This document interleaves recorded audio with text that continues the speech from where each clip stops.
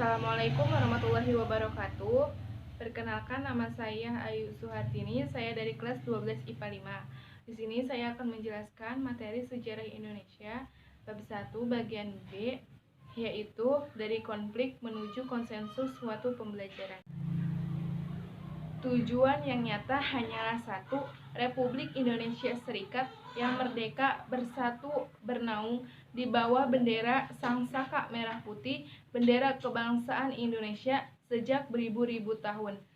Soekarno dalam konferensi BFO 1948.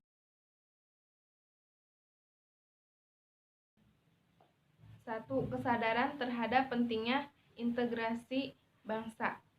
Maka ada baiknya bila kita coba merenungkan apa yang pernah ditulis oleh Muhammad Hatta pada tahun 1932 tentang persatuan bangsa.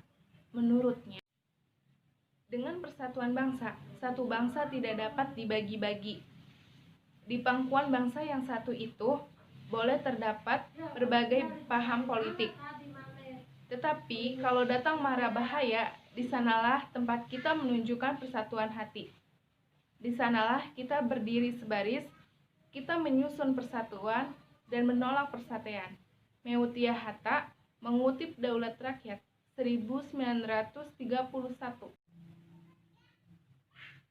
6. Daerah rawan konflik sosial di Indonesia.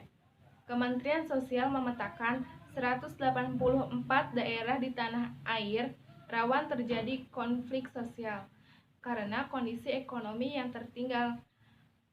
6 diantaranya diprediksi paling rawan pada 2014 ini.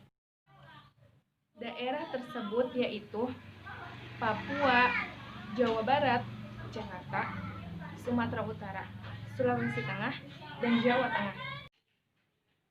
2. Teladan para tokoh persatuan. Ada beberapa kriteria yang harus dipenuhi. Salah satu di antaranya, tokoh tersebut telah memimpin dan melakukan perjuangan bersenjata atau perjuangan politik atau perjuangan dalam bidang lainnya untuk mencapai atau merebut atau mempertahankan atau mengisi serta mewujudkan persatuan dan kesatuan bangsa. 1. Pahlawan nasional dari Papua. Frans Kasipo, Silas Papare, Marden Inday. Frans Kasipo 1921 sampai 1979 adalah salah seorang tokoh yang mempopulerkan lagu Indonesia Raya di Papua pada saat menjelang Indonesia merdeka. Ia juga turut berperan dalam pendirian Partai Indonesia Merdeka pada tanggal 10 Mei 1946. Tahun 1948, Kasipo ikut berperan dalam merancang pemberontakan rakyat Biak melawan pemerintah kolonial Belanda. Setahun setelahnya, ia menolak menjadi ketua delegasi Netherlands New Guinea ke konferensi Meja Bundar atau KMB di Den Haag. Konsekuensi atas penolakannya adalah ia dipekerjakan oleh pemerintah kolonial di distrik-distrik terpencil Papua. Silas Papare 1918 sampai 1978 membentuk Komite Indonesia Merdeka atau KIM hanya sekitar sebulan setelah Indonesia merdeka. Tujuan KIM yang dibentuk pada bulan September 1945 ini adalah untuk menghimpun kekuatan dan mengatur gerak langkah perjuangan untuk membela dan mempertahankan proklamasi 17 Agustus 1945. Marden Inday 1912 sampai 1986. Sebelum Jepang masuk ke Indonesia adalah seorang polisi Hindia Belanda. Namun, jabatan ini bukan berarti melunturkan sikap nasionalismenya. Keindonesiaan yang ia miliki justru semakin tumbuh tatkala ia kerap berinteraksi dengan salah satu tahanan yang dibuang oleh Belanda ke Papua. 2.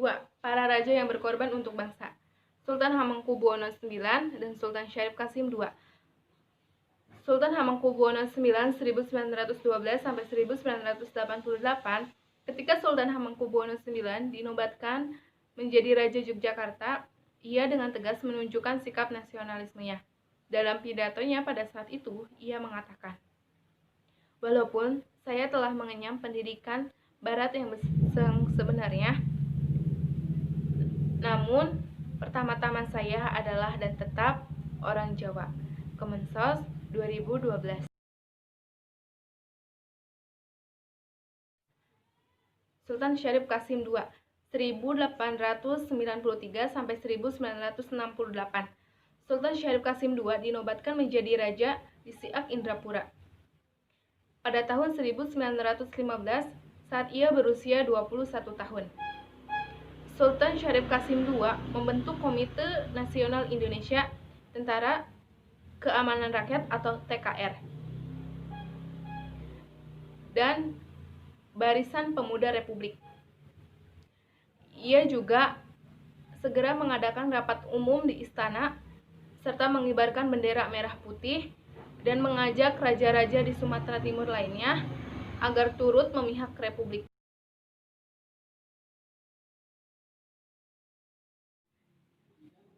3. Mewujudkan integrasi melalui seni dan sastra. Ismail Marzuki 1914 sampai 1958. Dilahirkan di Jakarta. Ismail Marzuki memang berasal dari keluarga seniman.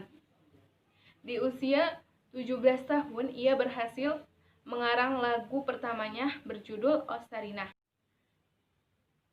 Lagu-lagu Ismail Marzuki yang syarat dengan nilai-nilai perjuangan yang menggugah kecintaan terhadap tanah air dan bangsa antara lain Rayuan Pulau Kelapa 1944, Halo Halo Bandung 1946 yang diciptakan pada saat terjadi peristiwa Bandung Lautan Api. Selendang Sutra 1946 yang diciptakan pada saat Revolusi Kemerdekaan untuk membangkitkan semangat juang pada waktu itu, dan Sepasang Mata Bola yang menggambarkan harapan rakyat untuk merdeka.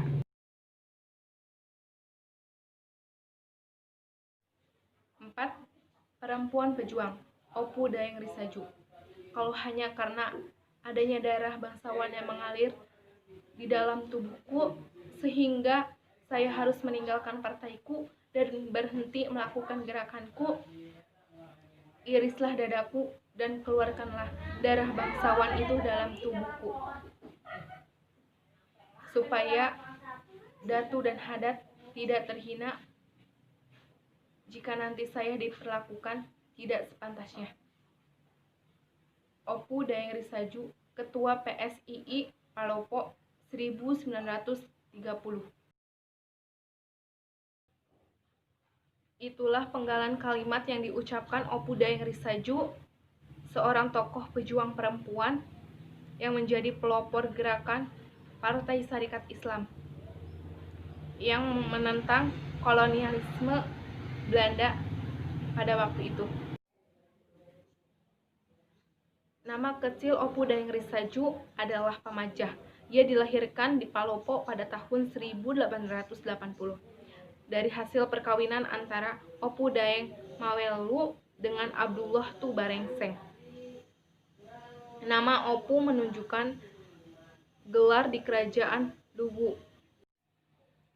Controller Afdeling mendatangi kediaman Opu Dayeng Risaju dan menuduh Opu Dayeng Risaju melakukan tindakan menghasut rakyat dan menyebarkan kebencian di kalangan rakyat untuk membangkang terhadap pemerintah. Atas tuduhan tersebut, pemerintah kolonial Belanda menjatuhkan hukuman penjara kepada Opu Dayeng Risaju selama 13 bulan.